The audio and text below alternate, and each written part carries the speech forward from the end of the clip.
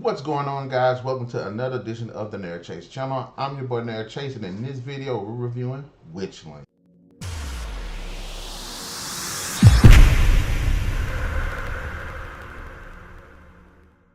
Now, Witchling is a 2006 paranormal romance written by Yasmine Galenorn. Serving as the first book in the Sisters of the Moon series, the story follows the half-human, half-fairy D'Artigo sisters, Camille, Delilah, and Melanie, who are operatives of the Otherworld Intelligence Agency, and their efforts to stop a powerful demon named Shadowwing from unleashing hell on both Otherworld and Earth. Wow, this sounds like this story is going to be quite the roller coaster ride. But before we start the review, guys, be sure to hit that like, share, subscribe, and that notification button to get the best of what we got going on the channel. Paranormal stories, especially paranormal romances, tend to have really the same formula as a lot of other paranormal romances. And admittedly, the story does little to differentiate itself from these formulas. However, that necessarily isn't a bad thing. In fact, I actually think it works to the benefit of this book. The story itself is alright, but it's certainly not breaking any new ground. It's a story that you've read many times before, and because the story isn't as well written as it could have been, the story isn't really interesting. Yes, experiencing a moment between the characters as they try to unravel this mystery and ultimately try to deal with the incredible threat is cool, but it doesn't feel like progression. There are some scenes that slow the story to a crawl, and then there are some that are action-packed, but ultimately feel meaningless. One of my favorite subplots in the story is Melanie's transformation into a vampire, how she's still getting used to it, how the emotional fallout she has to deal with, and how sisters have to deal with it, and generally some of the stuff this affects their investigation, how it helps and hurts it. There are some interesting twists, and I personally don't think they were handled particularly well. One of them being a reveal of the main villain, Shadowwing. His name's revealed too early in the story, and the fact that he doesn't make an appearance hurts that angle. If they revealed him towards the end of the book, the mystery behind the strange events would have been more engaging as the sisters investigate. Think about Star Wars.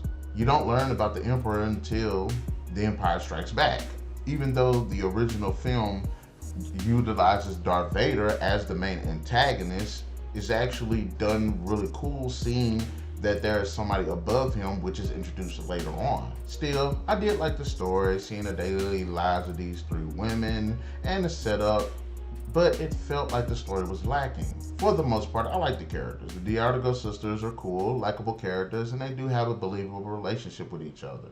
They have strengths and weaknesses that complement their personalities and abilities. However, I do find that they fit into those trope roles tighter than a sock over a watermelon.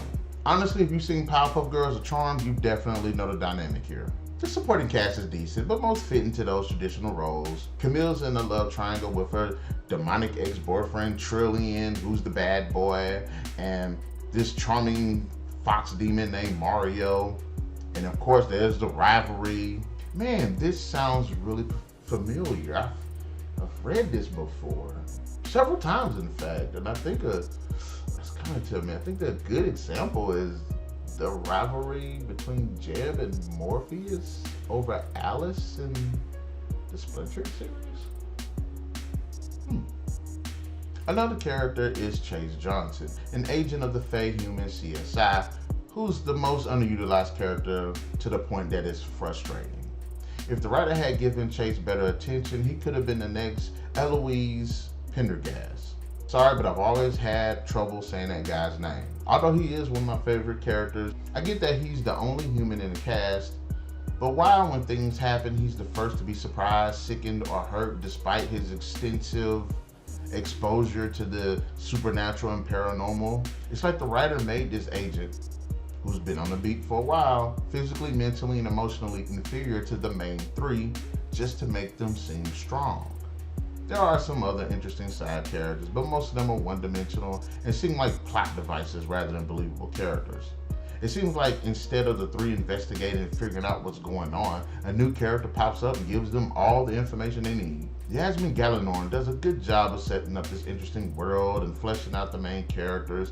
I like her vision, I like her setup, I like many of the ideas she's presented. I even like the dialogue. Books like this tend to have dialogue where the women characters are witty and sarcastic, And it works here for the most part. It helps make the conversations engaging. Sometimes the fun banter helps alleviate some of the tension that's going on.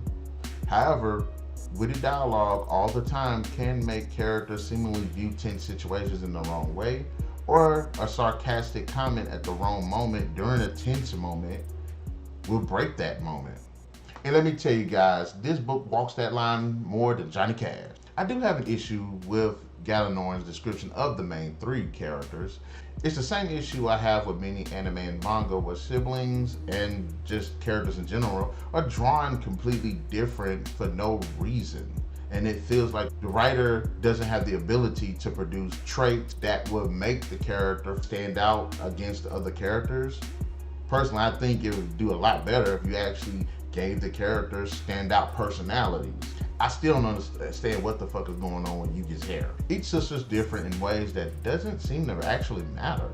Delilah's a blonde, Melanie's redhead, Camille's a brunette. Why? Delilah's a shapeshifter, Melanie's a vampire, Camille's a witch. Why? Delilah's the sweet one, Melanie's the mean one, and Camille's the understanding one. I'm getting tired of asking why. They're sisters. Why couldn't these characters look similar, have similar abilities, but have more fleshed out personalities, more interesting traits, and more interesting lives? Shit, let those be the defining feature. Another problem I have with the sisters is that I don't believe in the slightest that they're agents. They don't act like agents, they don't move like agents, they're not trained like agents. One of the biggest elephants in the room is Camille's magic. Her magic is unpredictable, meaning that it's unreliable. Unreliable in a fight could get people killed. So what's her alternative? She has none. None of the sisters are trained to fight in situations where their powers don't work. You'd think they'd have a backup plan or have some magical weapon to fall back on. Camille seems like a really nice woman, and she seems like she's a very determined and courageous person. And I definitely would follow a person like that into battle. I'd follow. She might accidentally shoot me with her magic. Also, I get the romantic angle because this is a paranormal romance, so of course there's going to be romance. But I have the same thoughts about this book as I had for Bewitching the Enemy.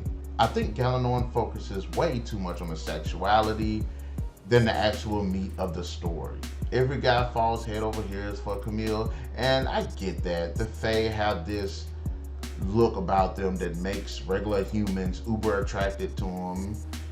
But I don't care enough to actually want to read that. It doesn't really do anything for the overall story.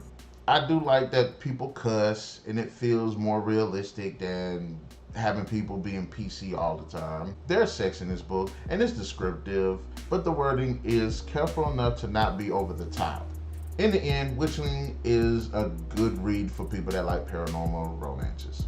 The story isn't as good as it could have been. It's mostly surrounding the writing, the poor characterization, the way the mystery is veiled, the focus of sexuality over quality, and there's definitely more than one plot hole.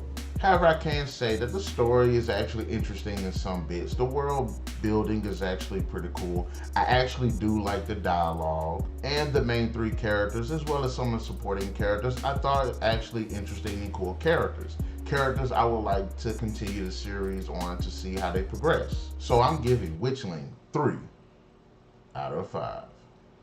I gotta say, I'm not a super fan of paranormal romances, but I wish some author would come in and shake up the genre. Anyways, guys, in the comment section below, let me know, what did you think about Witchling? Did you like the book? Did you not like the book? Who was your favorite character? Be sure to hit that like, share, subscribe, and that notification button to get the best of what we got going on this channel, and we'll see you guys next weekend.